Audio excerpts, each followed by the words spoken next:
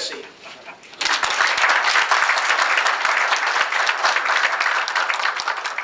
Thank you.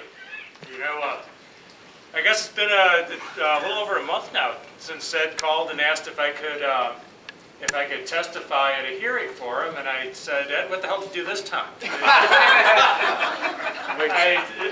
can tell you that I think it's a great honor to be here with Ed and with Peter Kinder, and especially with Phyllis Schlafly, who I've admired and read since probably about 7th or 8th grade when I got my first issues of Human Events and National Review. So, thank you for coming out tonight. I appreciate it.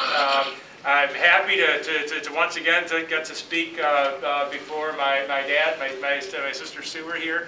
It's always a great honor. They had to listen to me for a long time, and I think when I left the house and went in the Navy, they thought they were through with this, and now the Tea Party thing happened, and they still have to come out and listen to Billy speak. You know, I was struck by Phyllis Schlafly's statistics at the end about the contrast between availability of health care in the United States and in some of the countries that we're being asked to imitate with Obamacare, with socialized medicine. And you know, there's an economic principle that if you set a floor on the price of something, you're not going to get very much of it. Or you're going to get too much of it. If you set a ceiling on it, you're not going to get enough. So what's happening here is a move toward that system where we're limited. We're limited in our choices. We're limited in availability. And America was never founded as a country that lives on limits. It was a country that lives on expansion. Not expansion geographically necessarily, but expansion of the mind and expansion of opportunity. That's why people came here. You know, when the Pilgrims set sail from Holland, they weren't fleeing anything. They may have been fleeing England 12 years before, but when they left for the New World, they weren't fleeing. They were moving towards something. They were moving toward greater opportunity, greater freedom, and a greater future for themselves and their families and their descendants. They wanted to build something great. And they did, or at least they started. And every succeeding generation in America since then has taken what the Pilgrims started a little bit further, and a little bit further, and a little bit further.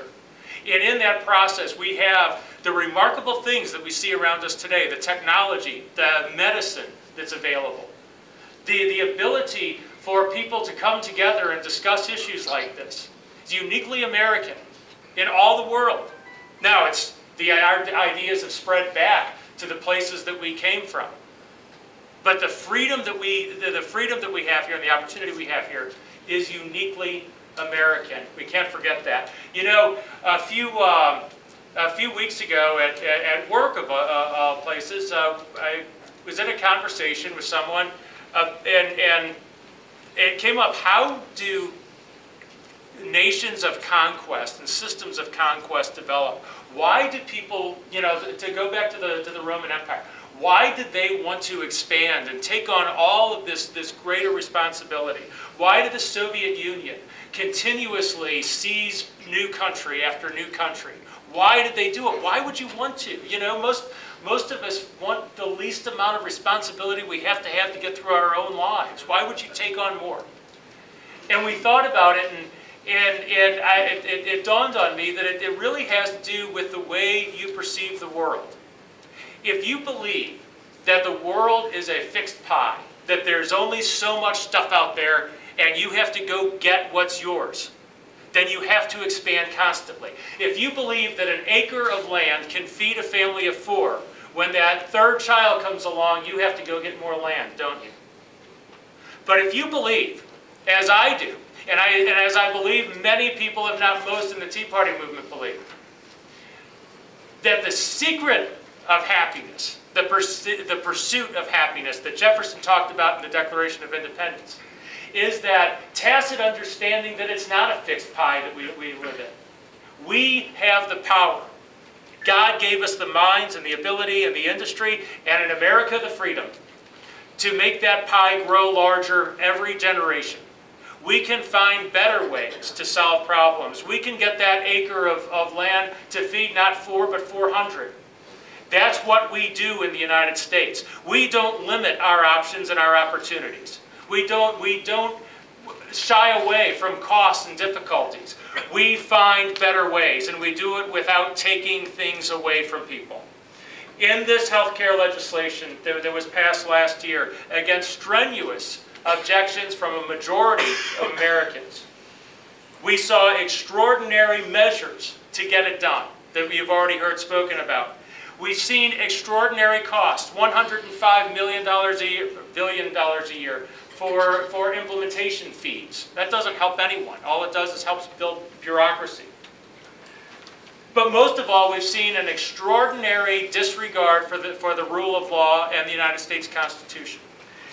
This, I can't read, so I don't read notes. But I brought the ruling from the case in Florida, Judge Roger Vinson in Florida versus the United States Department of Health and Human Services, and he has. And if you're not a lawyer, and I'm not a lawyer, but in business in business law class, I became fascinated with reading really good.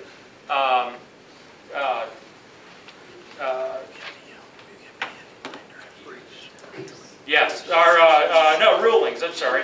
And this is a good one. Judge Vinson is a fantastic writer. And in his conclusion, if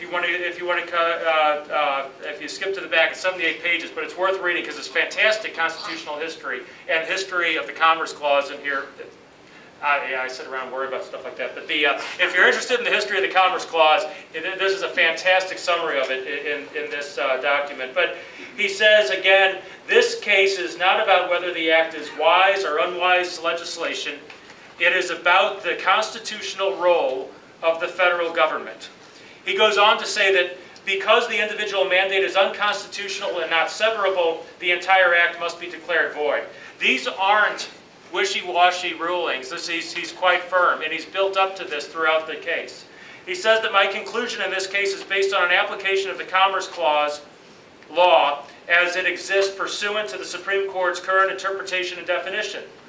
And only the Supreme Court or a constitutional amendment can expand that. In this law, as in the Obamacare legislation, we were warning Congress for a year that what they were about to do was unconstitutional on its face. They didn't have the power, we didn't give them the right.